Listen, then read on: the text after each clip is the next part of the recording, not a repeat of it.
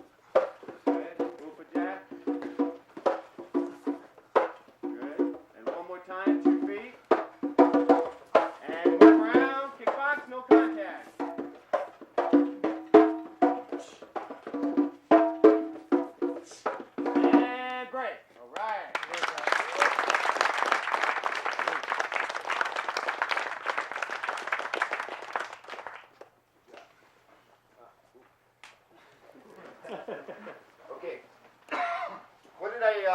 What did I do with the guys? Have a seat. Okay. What did we do?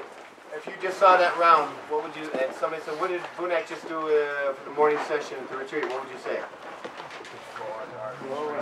What? We flowed from art to art, from range to range. Expound on that. What else? Yeah. And there are other points, though. There are other points. Do you notice the self-perfection part? What would that be? The trapping sequence. Okay. What would be the self-preservation part? Stick fighting, knife fighting, and ground fighting. Okay, we didn't ground fight because of the hand, but and that's the self-preservation. So normally we get in a mode of one thing, self-preservation maybe, and you go, you're wrestling for half an hour and you're in that zone. Or you get in the mode of kickboxing and you're duking it out and you're taking punches and you're giving punches and you're in that zone. And when you're in that zone, it's hard to feel and be sensitive and absorb and be soft. And sometimes you need to do that when you fight a larger person. Okay? So what this sort of training does, blending the self-perfection with the self-preservation, gets you in the zone, out of the zone, in the zone, out of the zone. Okay? So the mind is perpetually flexible. Okay? And that is what we need. We need to be able to adapt like that. So this program that we learned today, if you do it right, and if you try to tighten it up every day and don't just go through the motions, but every day try to make it a little bit tighter and a little bit better than you did the day before. And every month, try to make it a little bit better than the month before, okay? We're covering every trap and every way a body can move. And then once you put that in with your sparring, now we're covering one of the most important attributes in a fight. Okay? And that's the ability to pull your techniques off under pressure, to get in the zone and out of the zone. We can call it in the zone, out of the zone, or we could say killer instinct and relaxation. You know, anybody that's ever had to rise to a high level and to go in the zone and out of the zone and have to turn it on, and once the cleats are on, the game face is on, let's rock, okay? And some people, you know, when the pressure's on, they fall. Other people, they rise to the occasion, okay? And you all know who you are. And the more you put yourself in a vulnerable position, the better your odds are of rising to an occasion. I'll use Jack for an example. Just got back from Brazil, okay? It's putting yourself in a vulnerable position, flying to another country, listening to Portuguese for 2 weeks, not speaking a word of English, and having to play their game on the mat with them, Brazilians. Okay? At Jack and said, "Hey, you guys want to stand up and kickbox? Anybody want to get a knife in their hand, put a stick in their hand?" Nobody wants to do that. Okay? We have guys that flew to the Philippines, did stick fighting. Greg Lewis, okay, heavyweight champion of the Philippines, full instructor in our art. Okay, he put himself in a very vulnerable position. He flew to the Philippines. He got in with the best of the best. Okay, we get guys that go into the world of boxing. Okay, we get guys with, you know, how many fights have you just had? Total of like 6. Okay. On the Golden Gloves in the States. Yeah. So whatever arena that you put yourself in, so long as you don't get stuck in that way, okay, it's always good because it makes you vulnerable. When you place yourself in that position, you have to rise to the occasion. This has been my philosophy. Put yourself in a vulnerable position and rise to the occasion. Okay, so let's keep that in mind. So I'm just going to show you Serrata with a weapon, and then we're going to make the relationship with the empty hand. The absolute best drill I've ever known to develop the subtle nuances of the elbow is Serrata, where one side is feeding, and you're using nerve destructions with your elbow. Okay, so this is Serrata. I'll feed you, Ryan. Now notice Ryan is just staying right here. Everything that he does, he's not allowed to zone. This is what Serrata means. Okay, Serrata? This is much easier to do than this.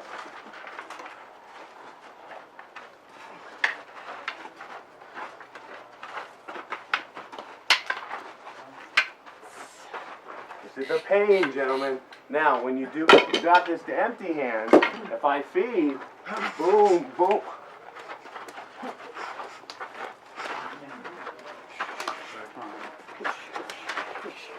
See how tight those elbows have to become? Try to come in, so if he's coming in, bam, bam, bam, boom.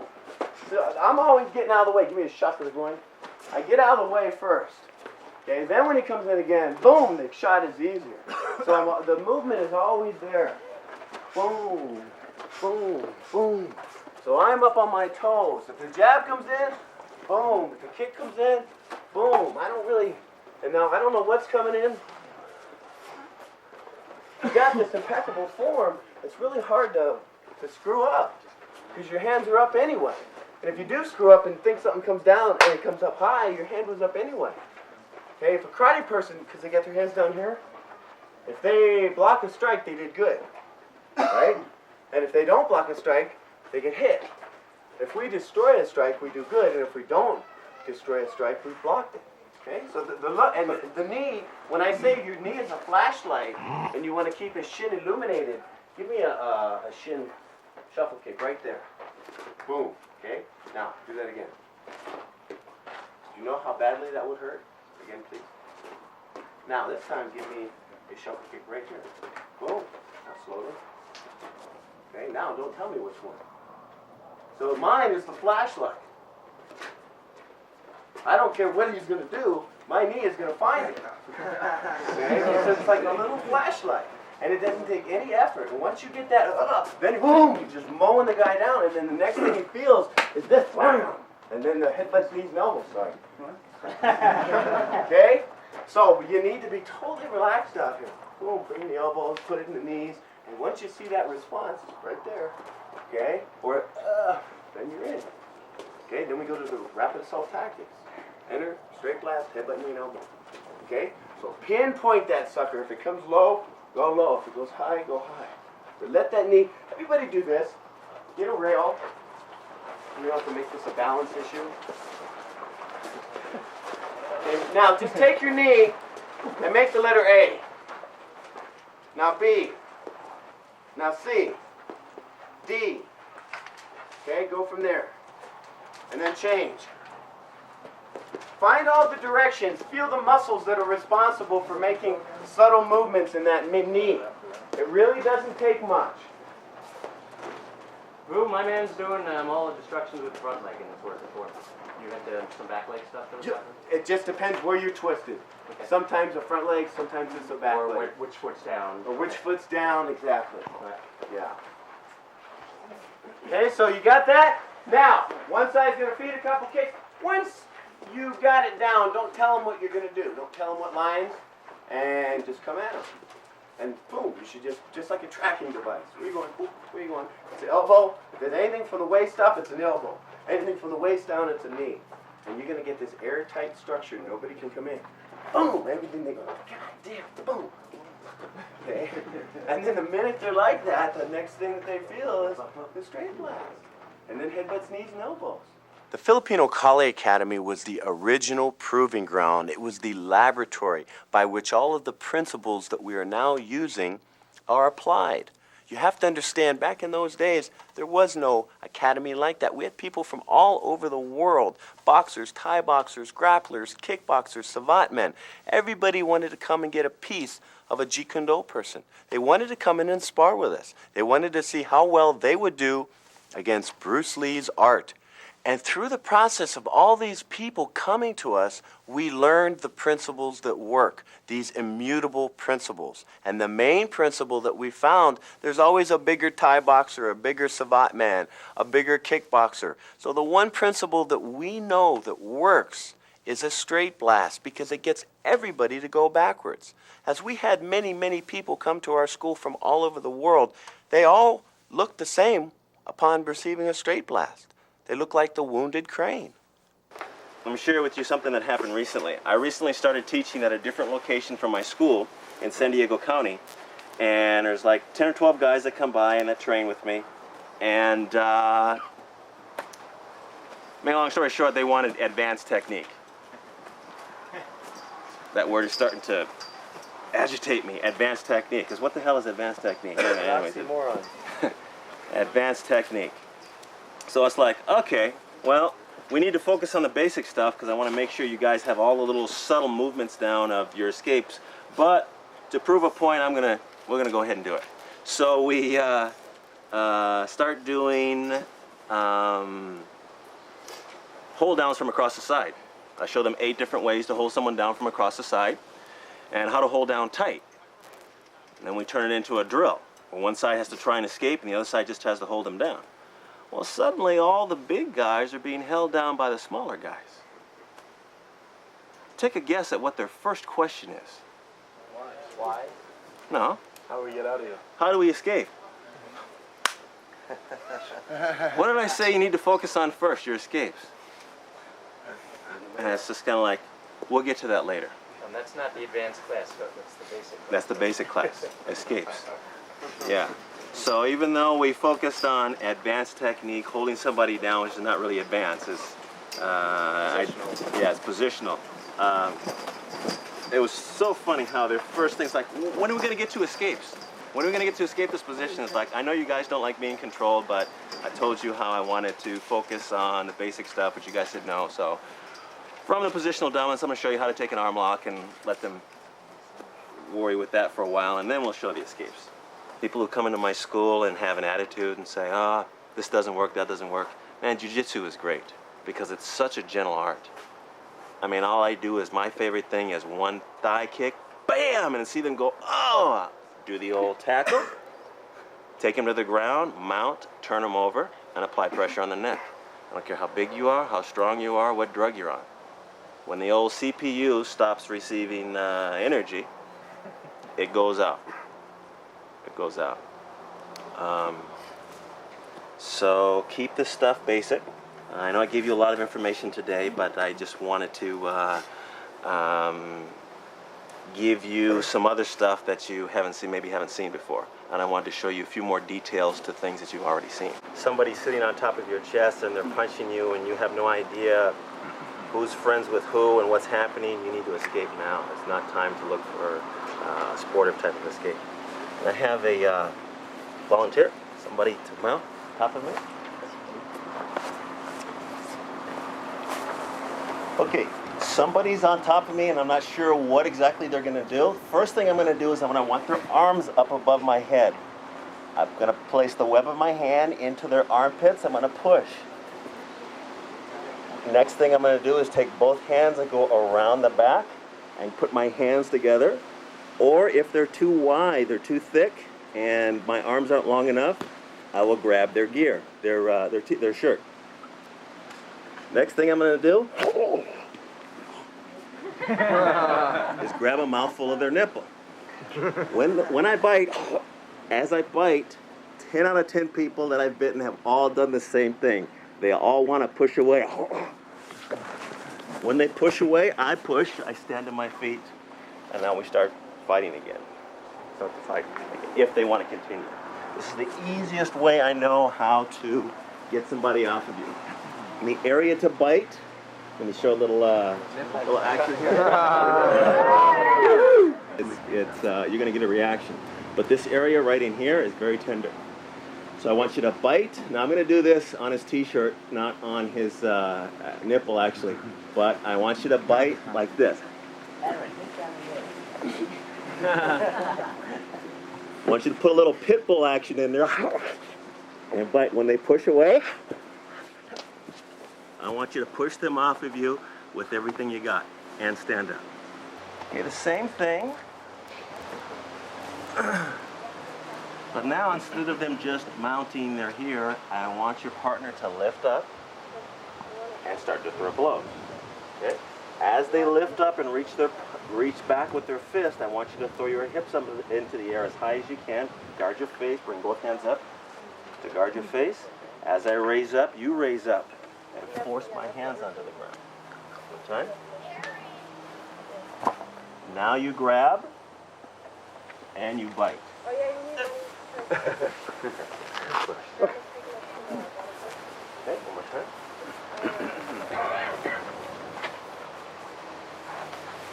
So as they reach back, first thing you do is you bring your hands up to guard your face. Next, your hips come up. You throw them up as far as you can. Okay, then you bite. And as they push away, you push them over. Roy, what if they're up on your chest, but not up sitting on your hips? Higher above. If they're sitting up on your chest like this, and you raise your hips up, you see how it doesn't do much? Right. So what you need to do is bring a knee up or both knees up and hit their butt. It's always so tough, you know. None of us could have figured that out with all the combined brain power. There's no stupid question. Yeah, that's right. Obviously not. Right then, if you were that far up.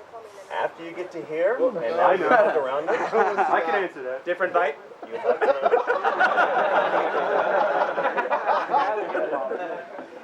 Okay, what I want you to do after you get to here is I want you to crawl up their back. I want you to pull with both arms and pull your back off the ground and crawl up my back. Go on, go on. Crawl your arms up farther. That's it. This is head down to the And now you're in position. We'll call this nipple position. Good? But you have to understand a bite escalates a person's use of force. They may have only been punching you at that time, but now that you've bit them and they're over the, what the? Guess what they want to do now? They want to bite you back. There's this thing in law enforcement which they call force plus equal force plus one. It's kind of the same thing that happens in a fight. It's like we duke it out with each other, we punch with each other. Once a bite enters into it, it's kind of like, okay, now anything goes. Anything goes. So you have to understand that. That's why you need to create space. As much space as you can. Because once you bite, you've taken it to the next level. Okay. Now, sometimes you grab around the waist and you bite. And you go to push them off, but because their legs are hugged around you, now what happens is they end up, or you end up in their guard. That happens sometimes. Gary?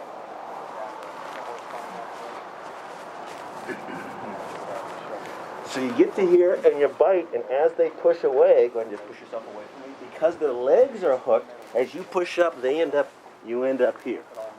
Maybe their ankles are crossed, maybe their ankles are not crossed. Well, now we're going to deal with the next component, which is getting past the guard in a fight. First thing you want to do is, let's say you just bit them. You tried to come to your knees, but they ended up crossing their ankles or their legs were behind you and you ended up here. You don't want them to bite you. You don't want them to put their thumbs in your eyes. You don't want them to hurt you. So the first thing you need to do is you need to put your hands, put the palm of your hands on their biceps, put your head down in their stomach, and guard your face. The little kidney shots back there, unless you've really trained them, they're like a little pinch. They don't bother you that much.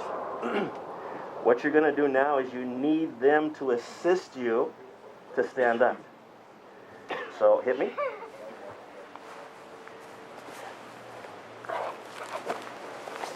Thank you. What happened there, Gary? Well, as soon as you bit, I had to create room to get you off of me, so I went and pushed you. So I guarded my face, waited for the opportunity to take my hands and now slip underneath his back and grab here. Remember what Sifu Vunak talked about with Kinemutai? You want to bite, and you want to bite uninterrupted. You have to be able to bite and bite them for as long as you want to bite them. It's not just enough to do this. Hit me. That's not good. You got to bite from a safe position, and you also have to bite where they can't move.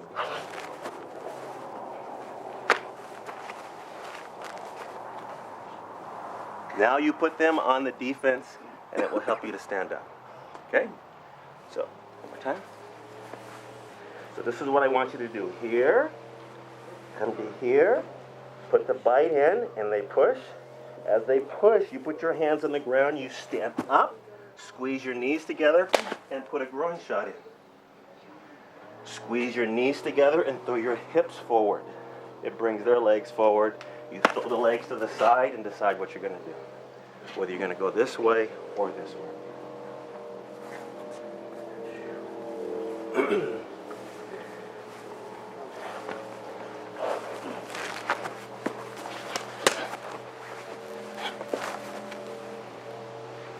So whether you want to re-engage them or you want to disengage, I'll leave that up to you. But I want you to hug and bite. You drive forward and put your toes on the ground. As they push you up, you put your hands on the ground, help you to stand up. Hit the groin on the way up, knees together, hips forward, and then push the legs. When you're practicing the neck clinch, it is paramount that your opponent wear gloves. Your partner has to try to hit you. And when he tries to hit you, that's when you start pulling the body, moving this person around a little bit. You might catch a few shots to the head. This is the way it's going to be. This is life. But they're never going to be shots that are going to take you out of commission. So the most important thing to remember is your partner has to have gloves on, and he has to actually try and hit you. You have to spend hours, weeks, months, and years in that position until it's your neighborhood. You know it inside and out. Every little nuance of this position, where the thumbs are, where the headbutt is, where the knee is to the groin. While all these tools are going on, your opponent has to really be trying to hit you. I'm going to hit you up with another question. Let's say fighter A beats fighter B, okay, and then fighter B beats fighter C, and then fighter C beats fighter A. They're all, do you ever have that in boxing? Do you ever see that? It happens all the time. Styles. All the time. What? Styles. Styles. Some people can fight against this particular style of boxer, but they don't fight well against this style of boxer. Okay? Then you've got people that can adapt to any style. Doesn't matter, right lead, left lead, I don't care what. Okay? The theme of what we're doing this morning is to adapt. Because there's so many different people here. And if you fight the same way, and if you just sit there and look, I'm going to hit that hand, and you stick fight the same way, or knife fight the same way, you're not adapting. So I want you to be cognizant of the fact that everybody in front of you moves differently. Okay, question? This is not a political question, not a boxer's question. Uh-oh, this is a lawyer thing coming up. That was the preface. Non-judgmental sectional staff. Well, some other people is looking to other ways to control the upper body. We do, look one, but other people are looking to other ways from other arts. Mm-hmm. Is that worthwhile looking into, or are we Control the body. That's an ambiguous phrase.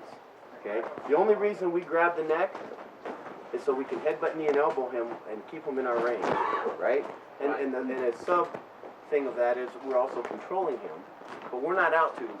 Our goal is not to control him. Our goal is to headbutt, knee, or elbow him.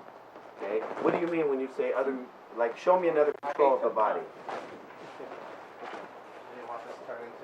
Well, let's say if we're moving in and you maybe go and I come under with an underhook, now I have good control of the body. It's not plumb, I can't headbutt, but I have elbows, knees. Oh, that's You know what I'm saying? Or if I'm in here to a body lock, right now I like takedowns. I like all that. Okay, I didn't. Oh, that's all good. All right, there you go. But it is dangerously close to going to ground. The $24,000 question is, what do you want to do, though? Okay. You know what I mean? Will that work? Heck yeah. Shit. That's tough Depends where you end stuff. up. That's grappling stuff, huh? Depends where you end up. What position you might end up. You know something? End up right up the How many people play basketball? Yeah. Raise your hand. No, Tim, put your hand up. I know better. I know better. I don't have a credit card handy to get under your feet, but...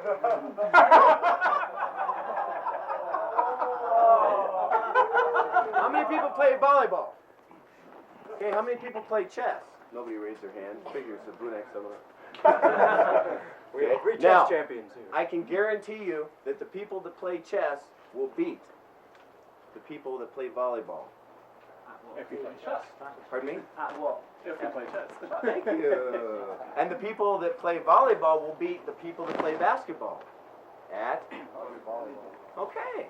You're going to be good at what you do. So the question is, what is it you want to do? Do you want to be a grappler? Do you want to be a boxer? Do you want to be a Thai boxer? Chances are you'll be good at whatever you do. So then you say, well, what is my criteria for picking what I want to be good at? And the criteria is, what is the best format for a smaller person to defeat a larger person? That's the criteria. And if that is your infrastructure, if that is your criteria, then clearly it is not grappling. Clearly it is not boxing, and clearly it's not kicking. Okay? Now does that mean that grappling, boxing, and kicking don't work? No. Of course not. And we do all of it. We do all of it, and it all works. It's so funny how we all like to pit this against that, so therefore we can say what is better. And the real issue is simply what's going to happen when you fight will be what you have trained. You will fight the way you train. You will train the way you fight. That's the way it works. Okay? Bruce found that if he could get people to run backwards, flopping around, that would mitigate the size differential between him and most Americans, because he was 128 pounds. Now, I personally, if I had, let's say, one teacher to pick from, and if I could pick his morphology, I would not want this person to be a 6'8" Samoan to be my teacher, because he's going to probably teach me the way he fights, and it doesn't work for me. The guy I would want to be my teacher, my role model, would be somebody of a smaller stature. And then I'm going to say, well, if you can make it work with your art, god dang, huh? That's good. I'll try that. That's where we look back at Bruce Lee. We look back at Dan and Asano.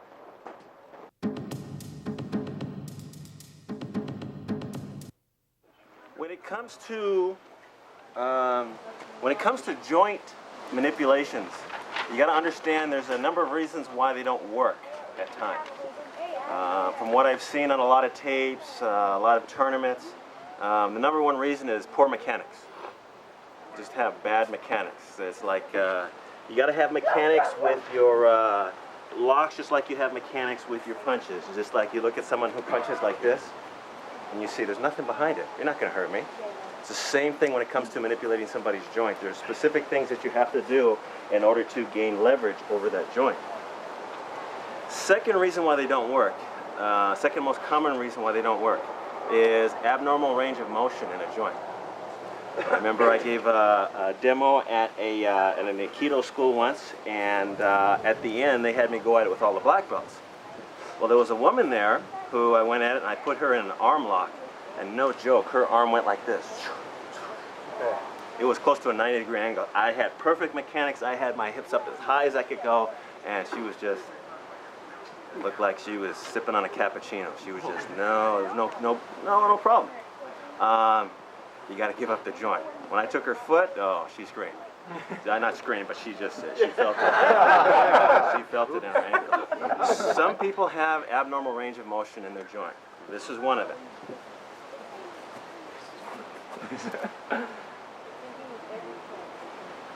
I got a lot of pressure on this. Now, I can go a lot farther, but because experience has taught me in the past that this is one of those people who they're not going to actually tap until something tears, right here. When you push on a joint, you push, you feel all the slack take up, it gets harder and harder, and then it reaches a point where it stops. Right, when you go to the point where it stops, when you go beyond that, that's usually where they feel intense pain and their body moves to try and get away from the pain, or they tap, especially if their body can't get away from the pain. I feel this move, slow down, it's stopping. Look at that. So sometimes when you go for an arm lock or a heel hook or whatever, it doesn't work because even though you have perfect mechanics, they have abnormal range of motion. Third one, high tolerance to pain. That's another one. Someone like Valigi, competing in a tournament and getting his arm broken and still fighting. What do you do with somebody like that? Shoot him. Yeah. If you have The arm doesn't work right though after that, right? So he went on to win. For that whole theory, I had this theory, you know. Like breaking up bones on the guy who's got to quit, right? Unfortunately, there's not a lot of people out there, at least those who are like that. We don't know of them, or they're locked up. But you know, what do you do with somebody like that? So you got poor mechanics, you've got abnormal range of motion, you've got somebody that's got high pain tolerance. Fourth one is you have somebody who's missing a few marbles or a few bricks short of a load. They're deranged. They have this on and off switch where they can go click and not feel any pain. A fifth category is somebody who's on something. Something like a serious central nervous system depressant where they don't feel anything. And then the sixth one is just any combination of the above 5 that I mentioned. So just because you go for a foot lock or a knee lock or an arm lock doesn't necessarily mean it's going to end the fight. And you got to understand that. Just because you poke someone in the eye or kick someone in the balls doesn't necessarily mean it's going to end the fight. You have to be able to adapt. That's the main message that Sifu Paul and all the other instructors try and get across to you. You got to be able to adapt, whether it's on the ground or with a knife or empty hand, long range or close range. You have to have the ability to adapt. Question is on the headlock. You know, the headlock. First thing you need to do to escape a headlock, there's 3 things you have to do to set everything up. One is turn onto your side, because if you stay on your back, they have the ability to put their weight on your floating ribs. So you turn onto your side. Number 2, pull your elbow in so they don't pull your arm and get into a head and arm Keisagatami type situation. Thirdly, you want to dip your chin. So the pressure's not on the side of your neck, it's on your jawline. Still hurts a little bit, but it's not like getting blood cut off. Okay, now that you're here, you frame your arms just like you just did. Now, before you start pushing, what you need to do is you need to push and move your hips at the same time. Back. Push and move your hips back. Okay, now, once you get to here, you need to change the angle at which you push. You've already pushed, you've already used my body as a wall to move your hips away. And you've been pushing in this direction over here. Now what I want you to do is take this forearm and push me down back here. That way? No, no, no. Down, push my back down. Now. So the problem you were having is you weren't changing the direction that you pushed. Just kept straightening. So you need to push them away, move your hips, and then push their head on the ground. One more time, please. So you turn to your side, tuck your arm in, dip your chin, frame your arms, push away. Once you get your hips away, now you push my head down, come to your knees. That's it.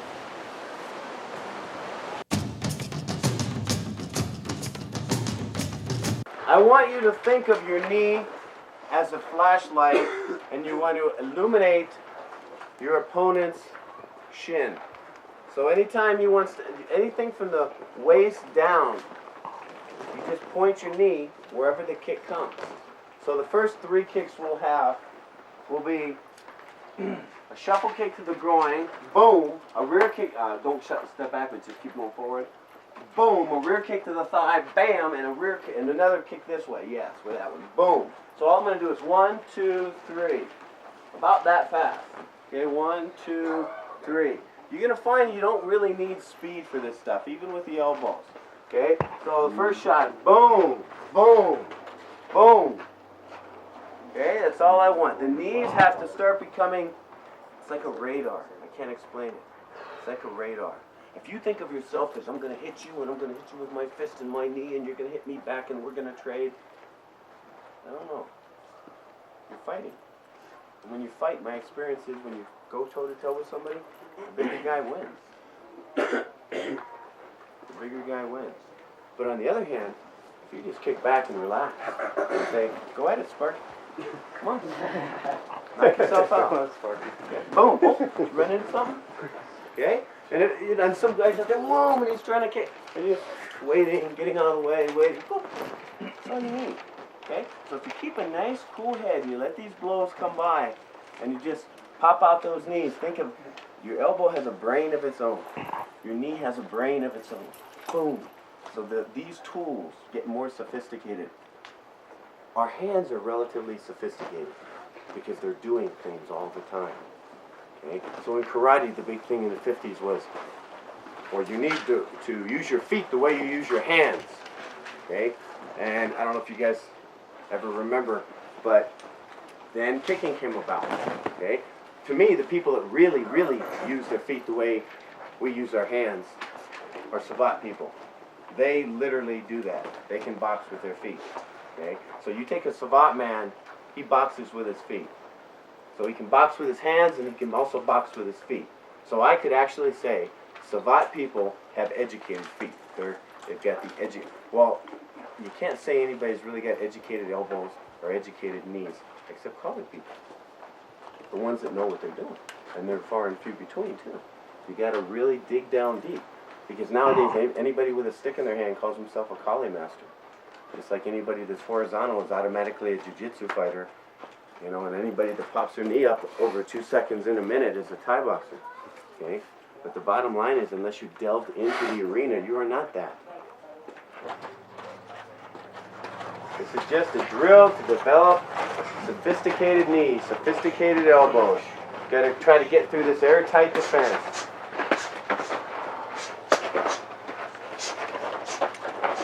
Okay, Jack.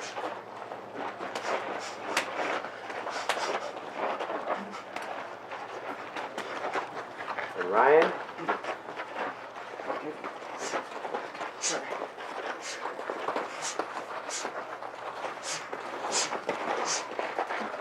And Ryan feed.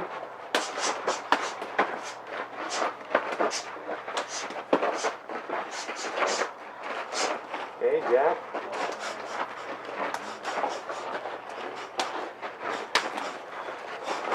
And Ryan. And break. So, this time, I'm doing my swinging. Jack pops out once in a while, does his headbutt, okay? But, I'm occasionally going to try to go in for a double leg takedown. When I do, Jack gets his face. Then we go back out, boom, headbutt, and then back to what I was doing.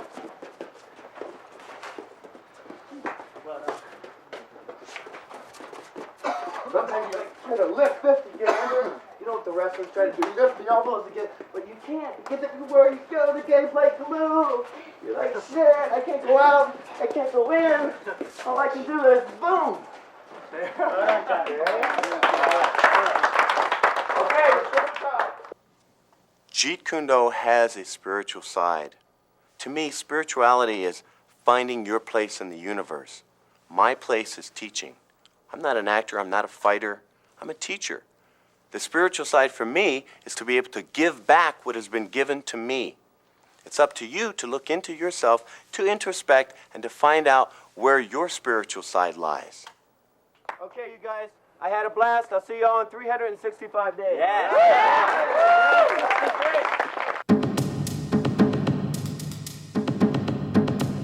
Sometimes the best way to learn is not to look at someone's techniques, but see how they train. That's what this series provided, is a way to see exactly how we train. Good luck.